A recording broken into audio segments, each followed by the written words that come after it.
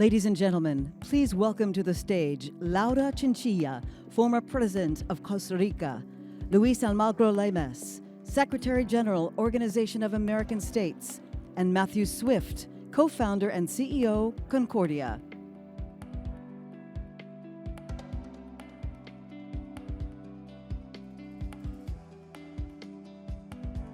For this is our closing session of day one. It's great to be back on stage after seeing everyone this morning, and I could not think of a better way to close out day one than to talk about a region of the world very near and dear to my heart and to Concordia's heart, a discussion about Latin America, and with an important announcement at the end. A common theme that has been discussed in I think just about every session at this summit today has been the dramatic impact that the pandemic has had on the world, what has changed over the last 18 months. And we opened with a message of both concern to that effect and also areas where we can see optimism and opportunity.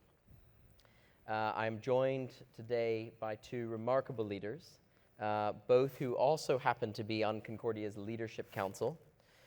President Laura Chinchilla, the former president of Costa Rica, and Secretary General Luis Almagro of the Organization of American States. So thank you so much both for being with us today. Thank you. I'd like to start with you, Secretary General. Talk to us a bit about the state of Latin America today, and what are some of your biggest concerns as we hopefully really emerge from this pandemic? Won't be easy, and it will take longer than suspected at the beginning. And the main issue now is, of course, to have an equal access to vaccination. So far, some of our countries are still far behind. Vaccination is a matter of equality, and it's a matter of restarting the economy. It's a matter to start promoting business and tourism and flights again into the region. So we have a long way to go to achieve that. We are moving forward. We are finding new solutions, but there's still a lot to do. The other thing is, of course, dealing with the structural problems that we have in the region. Some, of course, challenges that we have had before even. I mean, it's a continent that we still have to resolve the problem of violence. We have 38% of the violent deaths in the world, having 8% of the population. We have the problem of very successful organized crime, and that is a big challenge too. Drug trafficking is a big challenge again. We have some imperfect democracies, and we have some pure and cruel dictatorships. And that is, of course, bringing the whole region down, pulling the region down, because dictatorships mainly are a symptom of failure of the same country. I mean, for example, these are failed processes and failed revolutions and failed systems, failed formulas, however you want to see it. Imagine Venezuela had produced the biggest humanitarian crisis ever known in the hemisphere, and the biggest migration crisis ever produced in the hemisphere. The Cubans, they have done practically the same. Nicaragua is distorting the whole Central American region. So we have to work a lot, because democracy is, in this region, the best democracies are for the most developed countries, those they have better access to equity, those that they are safer and more secure. And that is something that maybe doesn't happen in other hemispheres, but in this one, the better the democracy, the better life conditions, and the better the development. So what we need to promote during these days is to have better institutions, citizenship more engaged in the issues of the. I will stop here. It's fine. No. I mean, I think you're making a very, very good point, which is around the institutional strength, and that COVID has tested that institutional strength or weakness, really, right? It showed our vulnerabilities completely, and like we have the last figure I saw, it was like we had 32% of the victims with 8% of the population again, and that means that somehow we were not able to deal with a pandemic, and the institutions were not at the level to face a sanitary emergency like this one. So we need a stronger democracies, and that means a stronger institutions, and we have to build them. We have also, there is a big challenge to fight corruption, and that is something that we definitely need to address and to resolve. There are things there that definitely are costing a lot to the people, to the country, to the institutions, and to the economy in the region. So, President Chinchilla, you've been in the room, you've been the decision maker, you've been the head of state of your country. As you have seen everything unfold in the last 18 months in a region that I would respectfully describe perhaps as volatile at times, what concerns you most, and what do you see as some key next steps or solutions? Well, I will say that in addition to what Luis already mentioned, we will have a big challenge in terms of social and political future scenarios, because the pandemic has hit in different ways the different sectors of the population. So the social gap is going to be even wider than before. And so we need to invest in social protection kind of measures, but one of the questions is how we are going to finance them. So at the same time, you will need to open a discussion concerning who is going to pay for what. And that means, in certain way, revisiting the social contracts that we have in the region. But at the same time, as Luis mentioned, we have many political challenges too. The institutions are not responding. The citizens, feel very, much against the political institutions and the political leadership. So the challenge ahead is really amazing. Now, there are opportunities. Of course, there are. For example, Latin America can profit in terms of the economic strategy from the changes in the value change, the productive value change. Nearshoring could benefit many Latin American countries. We are very well positioned in terms, for example, of attracting investment in clean energies. We have still an important demographic bonus. So there are many things that can be used in favor in order to design strategies for the recovery. That's a great segue, though, in talking about how you finance a lot of the social contract and how we address this growing socioeconomic divide, which, of course, the pandemic, among other things, corruption, crime, these issues that you have flagged are expanding upon. We're going in the wrong direction. But this leads me to an important piece of this conversation. What is the role of multilaterals in the region? And let's start with you, President Chinchilla. How do you see that relationship or role of multilateral institutions changing in the region? And of course, we'll look to our great friend and colleague who leads one of those multilaterals next. So, of course, well, they will need to play a very critical role. Basically, the financial institutions, we need them all right now in the region. But my concern is that some of them will need even more resources. For example, the Inter-American Development Bank. I think that it is necessary to expand the capital of that bank. And also, it is going to be necessary to better coordinate the action of all the regional financial institutions that we have in Latin America. We have many of them important, such as the IDB, the Latin American Development Bank, the Caribbean Development Bank, the Central American Development Bank, but we need to coordinate their actions so can really, design a coherent strategy. Secretary General. Yes, I agree, 100%. And that is the main challenge that we have ahead.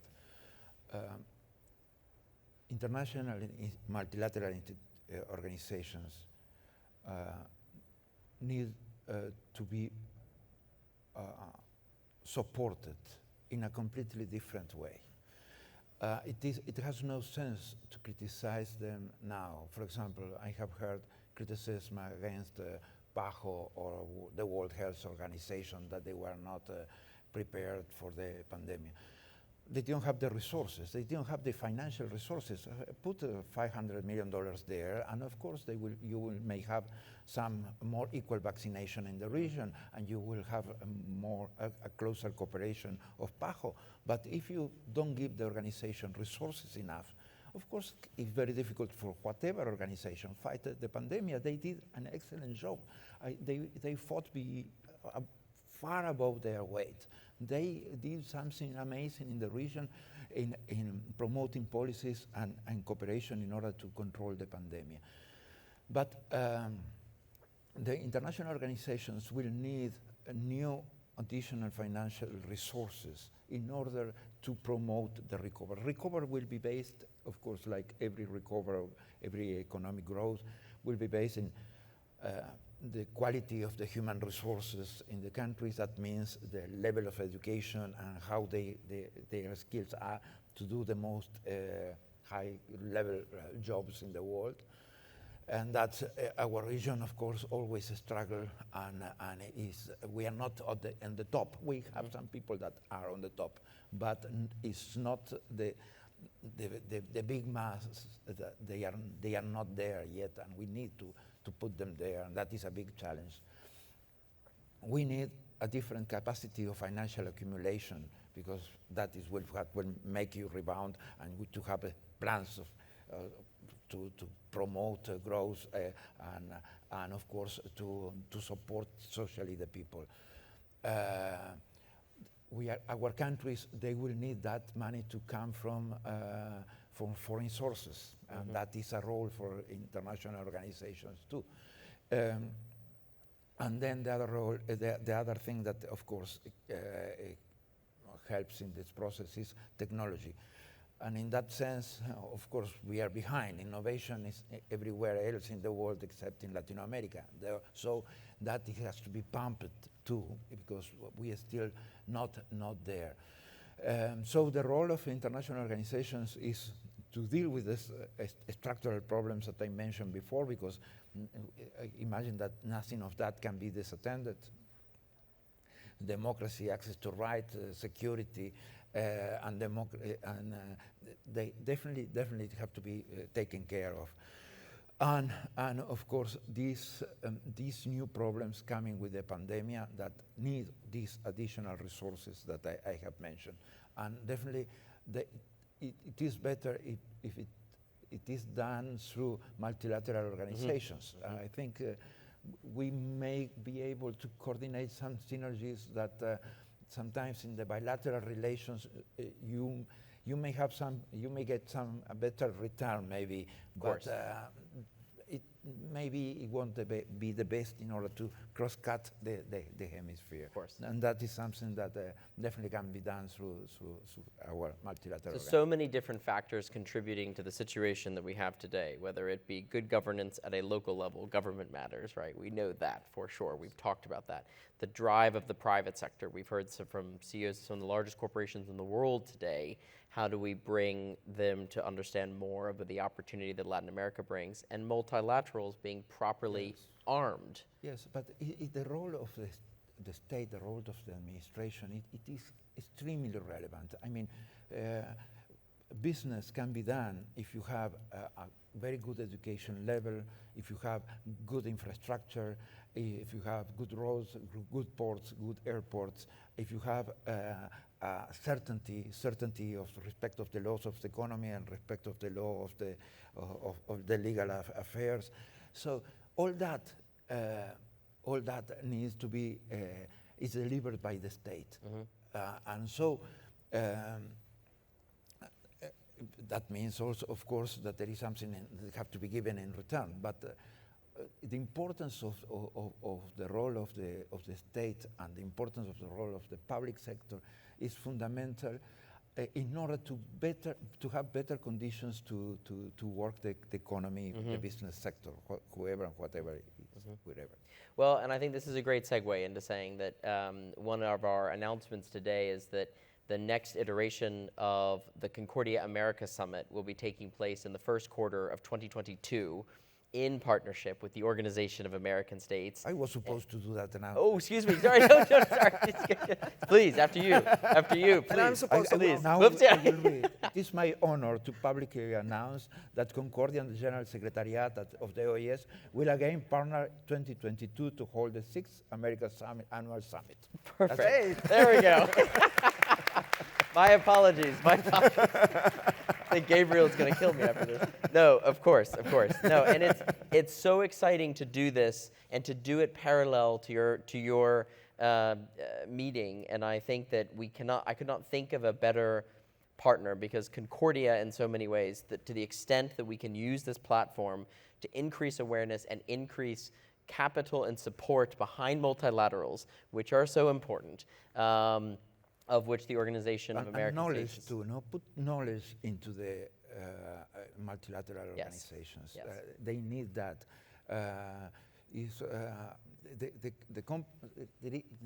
The need of commitment of developed countries to international multilateral organization is very needed at this moment. Yes. We need money and we need knowledge. Absolutely. Well, we're very, very much looking forward to it. And this is the closing panel and discussion. And we're being live streamed actually on the Washington Post's website, Yahoo Finance, and Yahoo News, on Politico, NTN24, and then, of course, on SpotMe, which is our digital platform. And then, of course, we have people here in person with us. It's been a great pleasure to have everybody here for day one. We have 2 more days of in-person programming, an additional day of purely digital programming. But I just want to say thank you to everyone who's here in person for your willingness to be tested, your willingness to wear your mask, your willingness to follow all the protocols that made it possible for us to bring this together in person. Looking forward to a very important series of few days. I know that tomorrow we have a very important session with the President of Colombia. It was a great honor to host the President of Ecuador today, and looking forward to some very, very important programming. As a reminder to everybody who's here in person, we will require testing every day. So that experience everyone had this morning, we'll have it every morning that people are here.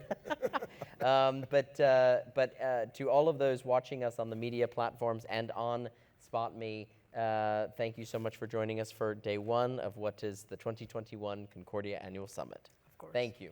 Thank you very much. Thank you.